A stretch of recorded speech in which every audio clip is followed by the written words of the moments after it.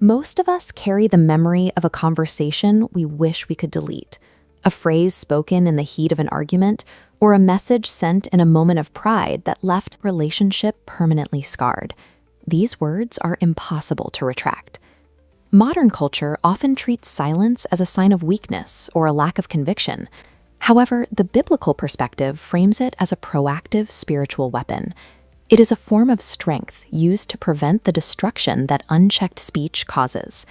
To master this strength, we have to look at how silence operates within 3 distinct spheres. It transforms how we handle external conflict, how we protect our community, and finally, how we maintain our own integrity. The first and outermost sphere concerns our relationship with opponents and external chaos. This is the realm of public friction, the insults and disrespect that tempt us to retaliate. Managing the tongue begins here. Before we can find peace in our inner lives, we must learn to use silence as a shield, protecting our internal stability from the volatile world around us. Proverbs 29:11 describes a clear divide between 2 types of people. When anger takes control, a fool gives full vent to their rage, while the wise choose to bring calm. In these moments, silence is the mechanism that allows wisdom to remain in the driver's seat. This self-control is vital when facing an intentional provoker.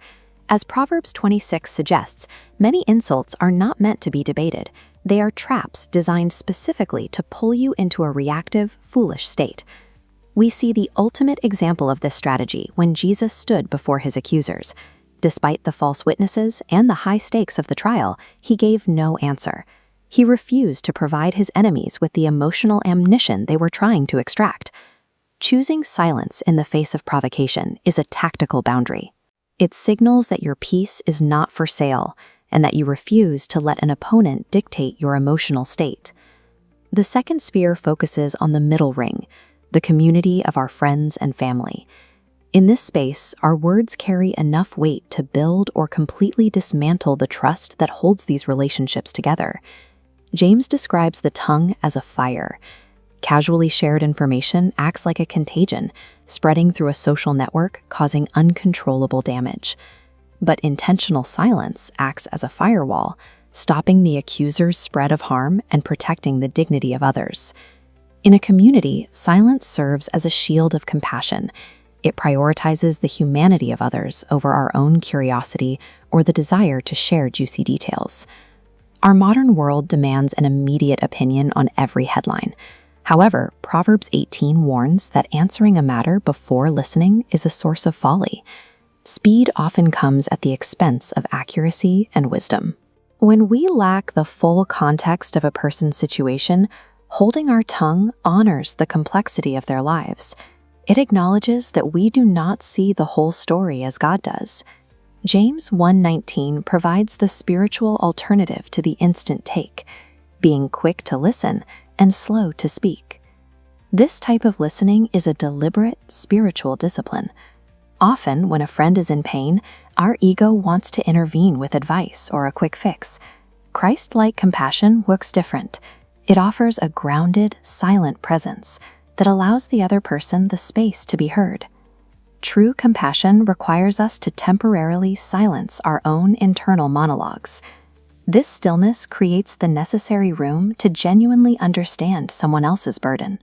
The third and final sphere is the inner ring, the relationship between our heart and God. Matthew 12 records a sobering warning. We will give an account for every careless word we speak. This implies that our speech is a direct ledger of our heart's true condition on the day of judgment.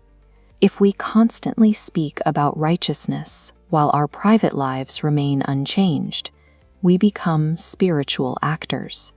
We risk performing a faith that we are not actually practicing. Choosing silence when tempted to give unsolicited spiritual instruction allows for necessary self-reflection. This pause protects our integrity and ensures our words don't outpace our obedience. This journey ends with the command in Habakkuk 2:20. The Lord is in his holy temple. Let all the earth keep silence before him. While many prayers are filled with noise and requests, Scripture points toward a different posture.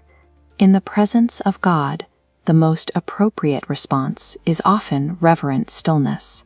True worship occurs when we stop striving to be heard and simply surrender to the presence of God. It is a moment of total recognition that He is God and we are not. The goal of this framework is holy discernment. It is the ability to recognize when a situation requires a bold, compassionate voice and when it requires the strength of a held tongue. When the heart belongs to God, both our speech and our silence become acts of worship. Both serve the same purpose, to reflect His presence rather than the noise of the world.